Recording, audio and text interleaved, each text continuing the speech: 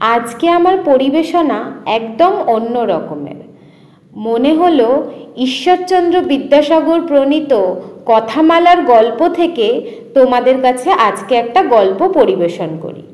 তো আজকে আমার গল্পটি হলো ঈশ্বরচন্দ্র বিদ্যাসাগর প্রণীত কথামালার গল্প থেকে বাঘ ও বক। আর গল্প পাঠে থাকছি আমি, সুরূপা রায়।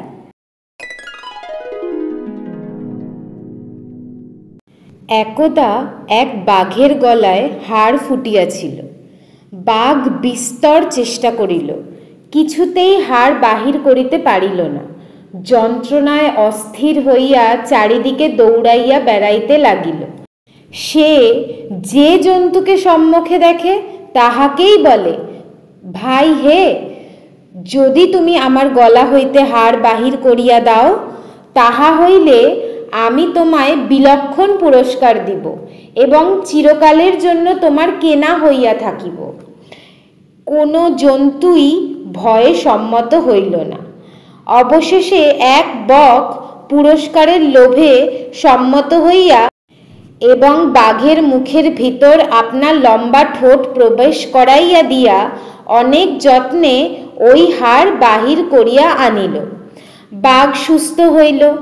বক পুরস্কারের কথা উত্থাপিত করিবা মাত্র সে দাঁত কড়মড় ও চক্ষু রক্তবর্ণ করিয়া কহিল, ওরে নির্বোধ, তুই বাঘের মুখে ঠোঁট প্রবেশ করিয়া দিয়েছিলি।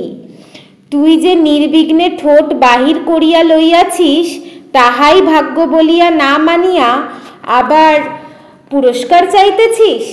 যদি বাঁচিবার স্বাদ থাকে আমার সম্মুখ হইতে যা, নতুবা এখনই তোর ঘাড় ভাঙিব। বক শুনিয়া হতবুদ্ধি হইয়া তৎক্ষণাৎ তথা হইতে প্রস্থান করিল। আজকের গল্প থেকে আমরা যে উপদেশ পাই তা হল, অসতের সহিত সৎ ব্যবহার করা ভালো নয়।